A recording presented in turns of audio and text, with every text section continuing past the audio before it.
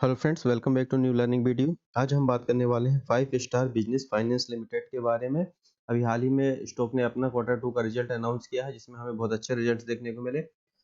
इसके कारण हमको एक अच्छा मूवमेंट भी देखने को आने वाले समय में मिल सकता है। तो वीडियो स्टार्ट करने से पहले डिस्क्लेमर देना चाहूँगा, ये वीडियो ओनली एजुकेशन पर्पस के लिए बनाया जा रहा है। इसमें किसी भी प्रकार की बाय सेल या होल्ड करने की कोई सलाह नहीं दी जा रही है। किसी भी प्रकार की ट्रेड लेने से पहले आप अपने फाइनेंशियल एडवाइजर से आप सलाह लें। तो चलिए वीडियो को शुरू करते हैं। सबसे पहले हम यहाँ पर फंडामेंटल चेक कर लेते हैं। तो यहाँ पर देखिए मार्केट के लगभग 23,000 करोड़ का है। स्टॉक पीई 32.8 है, इंडस्ट्रियल पीई 21.9 है। तो पीई रेशियो के हिसाब से देखें तो स्टॉक थोड़ा सा महंगा लग रहा है। इसके अलावा हम देखें डेब्ट टू इक्विटी रेशियो 1.2 है और डेब्ट 4,819 करोड़ का है। तो यहाँ पर कंपनी फाइनेंस का काम करती है, लोन देने का काम है, इसलिए कंपनी के ऊपर डेब्ट होगा। यहाँ पर बुक वैल्यू की बात करें तो 162 रुपए की बुक वैल्यू है। इसके अलावा यहाँ पर हम देखें चेंज इन प्रमोटर होल्डिंग, तो 3% की यहाँ पे प्रमोटर ने अपनी होल्डिंग कम की है। ये हमारे लिए एक नेगेटिव पॉइंट है। इसके अलावा यदि हम यहाँ पर देखें तो पेग रेशो जो है वो 0.53 का है। और अभी देख लेते हैं कि कंपनी करती किस प्रकार का काम है। तो यहाँ पर हम इस पॉइंट को ओपन कर लेंगे तो की पॉइंट हमारे इंपॉर्टेंट यहाँ पर हमको निकल के देखने को मिल जाएंगे। तो जो एनबीएफसी में साउथ इंडिया की जो लीडिंग कंपनी है, 5 स्टार बिजनेस फाइनेंस की बात कर रहे हैं, तो ये लीडिंग एनबीएफसी कंपनी है जो साउथ इंडिया में काम करती है। और इसका जो ये साउथ इंडिया में एक लीडिंग एनबीएफसी कंपनी है, इसके जो कस्टमर है वो urban, semi urban and rural market में है। और ये जो लोन देती है वो उस प्रकार को लोग होते हैं जो everyday cash and carry business करते हैं, मतलब जो छोटे व्यापारी होते हैं जो डेली लोन ले सकते हैं, बहुत छोटे मात्रा में लोन लेते हैं। उस टाइप के लोगों को यहाँ पर ये कंपनी लोन देने का काम करती है। और इसके अलावा यदि हम ज्योग्राफिकल प्रेजेंस की बात करें तो company is headquarter Chennai, Chennai में कंपनी का हेडक्वार्टर है और 311 यहाँ पर इनकी ब्रांचेस हैं जून 2022 की स्थिति में। और कंपनी लगभग 8 स्टेट में अपना बिजनेस करती है। 150 डिस्ट्रिक्ट अक्रॉस हैं पूरे इंडिया में इनके, तमिलनाडु, आंध्र प्रदेश, तेलंगाना, कर्नाटका, और ये सब स्टेट में इनके यहाँ पर हमको दिखाई दे रहा है जहाँ पर इनकी डिस्ट्रिक्ट्स में ब्रांचेस अवेलेबल हैं।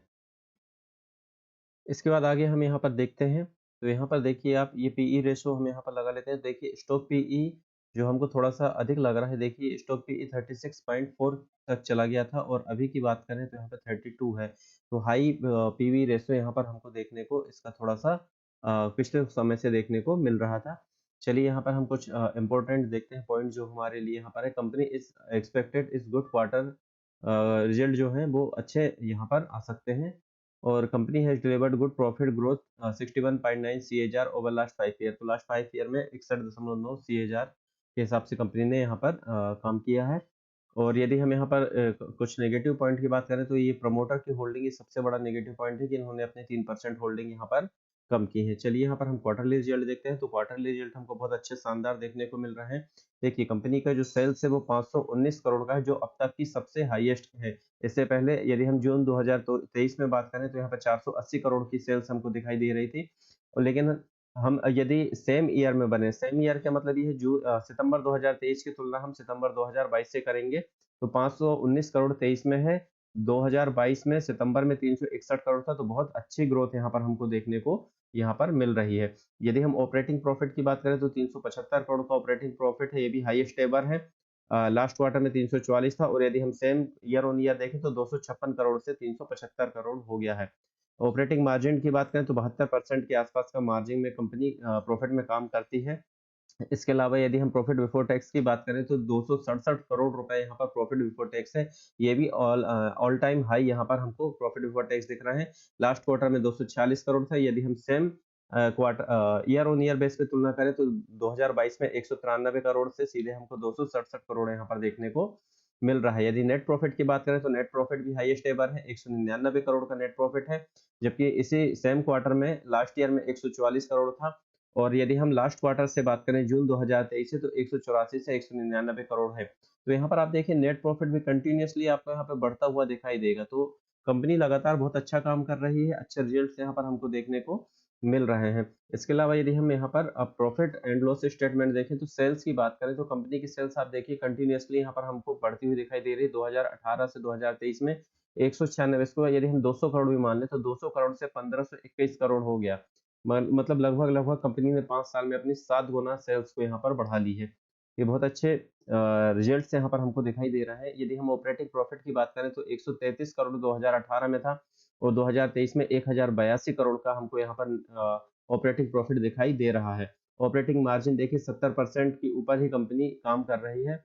यदि हम प्रॉफिट बिफोर टैक्स की बात करें तो 805 करोड़ का प्रॉफिट बिफोर टैक्स यहाँ पर है, जो कि हाईएस्ट एवर है और लगातार यहाँ पर देखिए प्रॉफिट बिफोर टैक्स हमको बढ़ता हुआ दिखाई दे रहा है। नेट प्रॉफिट की यदि हम बात करें तो 604 करोड़ रुपए का यहाँ पर नेट प्रॉफिट है और ये नेट प्रॉफिट 2018 की बात करें तो 54 करोड़ है। 54 करोड़ से यहाँ पर 600 करोड़ रुपए हो गया, मतलब इसको हम 60 करोड़ भी मान ले तो 5 साल में कंपनी ने 10 गुना अपना यहाँ पर नेट प्रॉफिट बढ़ा लिया है। अर्न पर शेयर की बात करें तो यहाँ पर देखिए 20.71 यहाँ पर हमको ईपीएस दिखाई दे रहा है।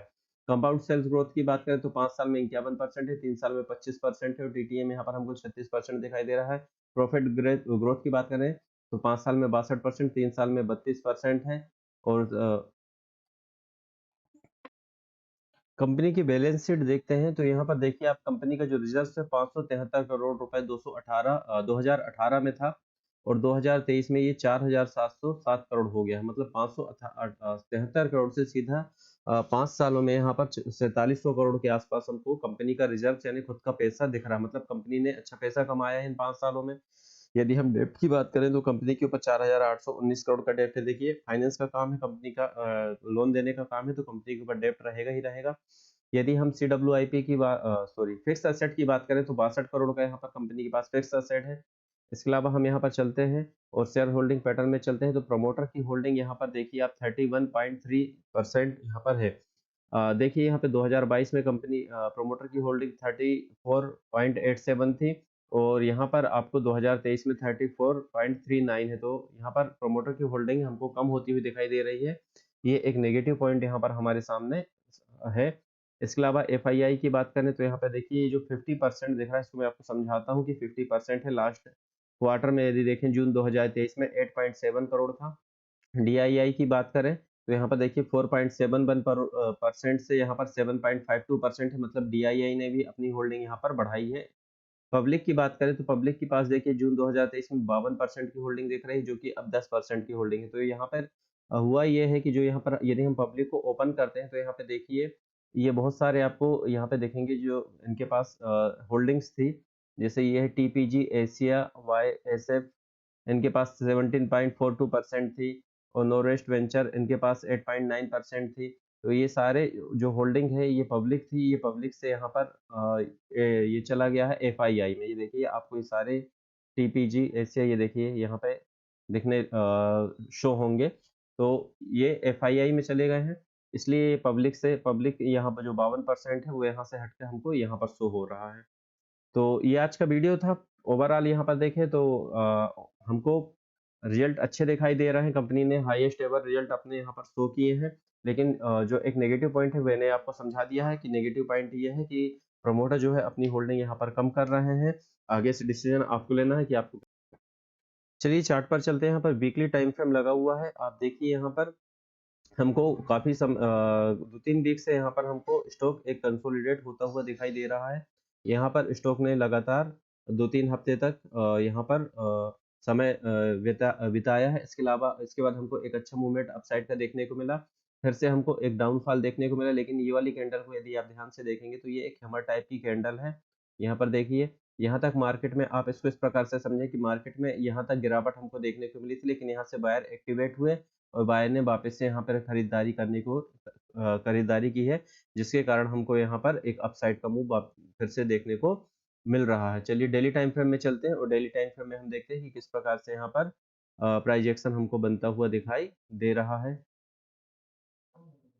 देखिए ये कैंडल मैंने मार्क करके रखी है, ये भी देखिए आप यहाँ पर ये वाली कैंडल, ये एक हैमर टाइप की कैंडल है। देखिए यहाँ पर हमको अच्छी गिरावट देखने को मिल रही थी और इस गिरावट में एक बहुत अच्छी हमको एक हैमर कैंडल देखने को मिली और ये हैमर कैंडल में यहाँ पर हमको यहाँ तक मार्केट में गिरावट देखने को मिली थी। इसके बाद हमको यहाँ पर बायर एक्टिवेट होती हुई देखिए और एक अच्छा हमको अपसाइड का मूव यहाँ पर देखने को मिल रहा है। यहाँ पर भी देखिए आप एक हैमर टाइप की कैंडल हमको यहाँ भी बनती हुई दिखाई दे रही है, लेकिन कहीं पे हैमर इंपॉर्टेंट होती है जो सपोर्ट के आसपास यदि बनती है तो वो कैंडल यहाँ पर इंपॉर्टेंट हमको मानी जाती है। चलिए यहाँ पर हम देखते हैं कि एंट्री किस प्रकार से यदि किसी के पास है तो वो तो होल्ड करके रख सकता है क्योंकि रिजल्ट क्वार्टरली अच्छे आ रहा है। लेकिन यदि आप चाह रहे हैं कि न्यू एंट्री बनाना, तो न्यू एंट्री यहाँ पर किस प्रकार से बन सकती है, टारगेट स्टॉप लॉस क्या हो सकते हैं, उसके हम देखते हैं।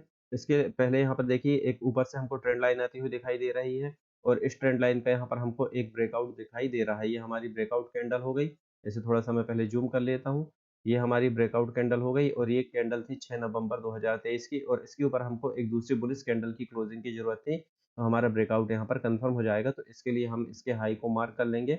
इसके हाई के ऊपर हमको एक दूसरी बुलिश कैंडल की क्लोजिंग की आवश्यकता थी। तो ये वो कैंडल हमारी ये वाली है, लास्ट ट्रेडिंग सेक्शन की कैंडल है। इसमें हमको इसके ऊपर हमको एक बुलिश कैंडल की क्लोजिंग मिल गई। तो ये इस ब्रेकआउट के अनुसार हमारी यहाँ पर एंट्री इनिशिएट हो जाएगी।